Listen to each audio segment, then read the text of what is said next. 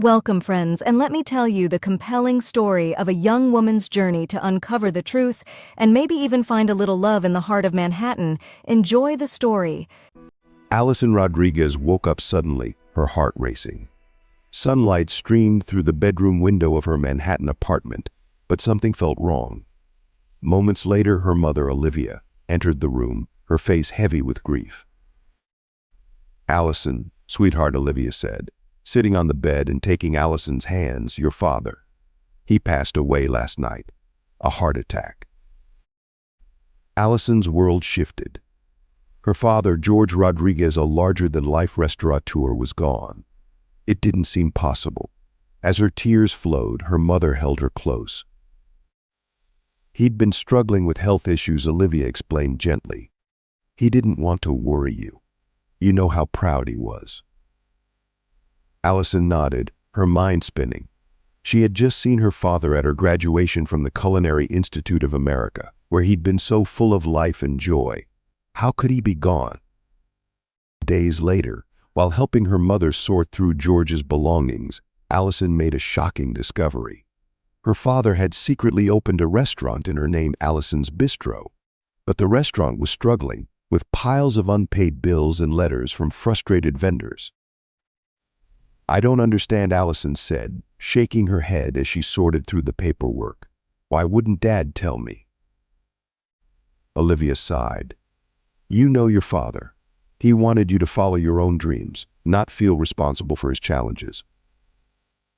But Allison, armed with her new culinary degree and a determination to make her father proud, knew she couldn't just let it go.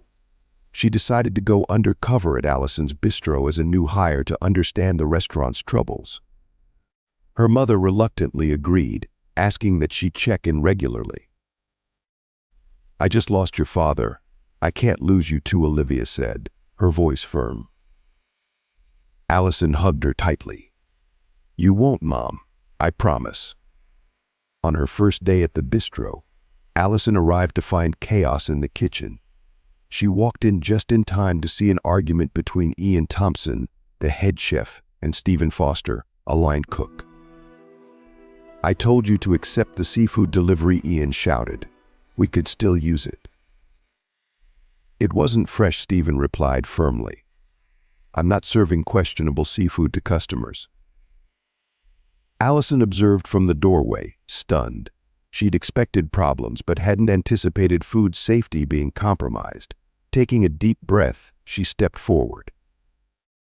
"Hi, I'm Ally, the new dishwasher," she said cheerfully. Ian glared at her. "Get to work," he growled. As she donned an apron, Stephen introduced himself with a smile.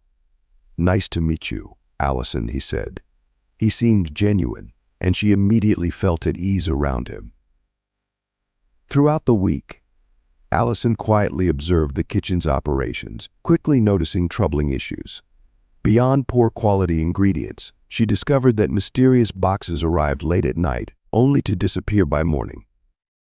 Rumors swirled among the staff about questionable activities, and anyone who asked Ian about the deliveries was swiftly fired, except Stephen.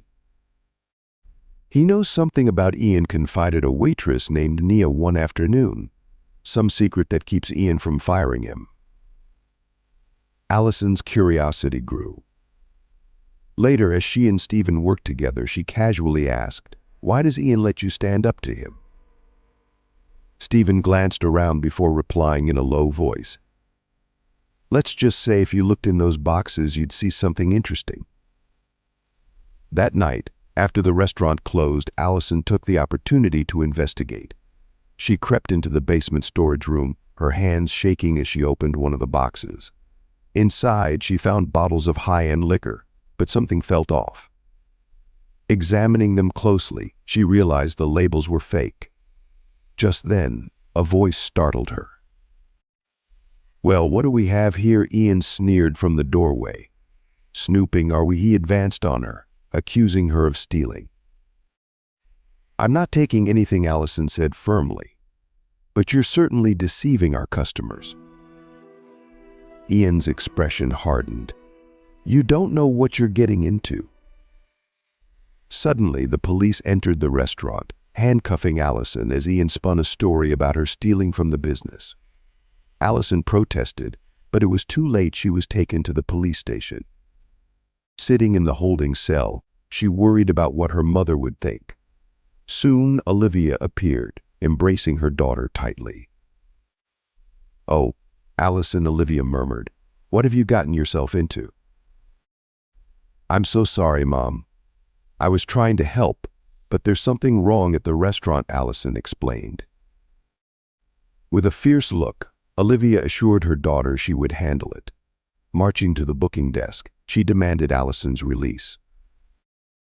The officer, recognizing Olivia's determination, quickly processed Allison's paperwork, and within an hour she was free. Together they returned to Allison's bistro, where they confronted Ian. He looked stunned when they walked into his office. "What are you doing here?" he asked, his voice filled with anger. "We know about your scheme," Allison replied calmly. Just then, Stephen entered with 2 police officers, holding a man Allison hadn't seen before. "This is Serge, Ian's associate," Stephen explained. "I caught him loading the counterfeit bottles." Stephen turned to Allison, his eyes filled with admiration. "I couldn't have figured it out without you." Allison smiled. "I couldn't have done it without you either." As the police led Ian and Serge away, Allison addressed the remaining staff, who had gathered in the dining area. "I know this has been a shock, but I want you all to know who I am. My name is Allison Rodriguez, and my father left this restaurant as part of his legacy.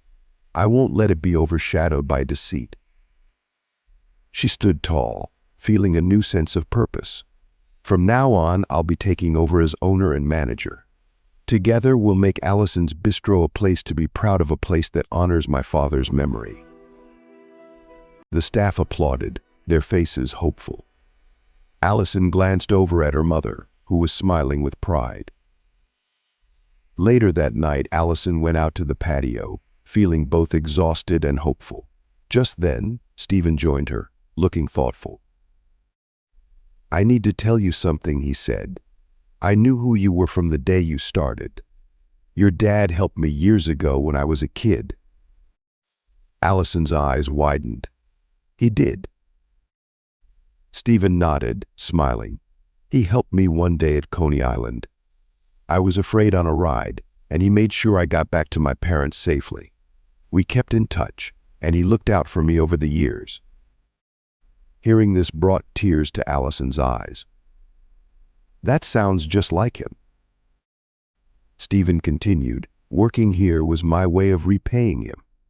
And maybe getting to know you a little better." He took her hand, a warmth spreading through her heart.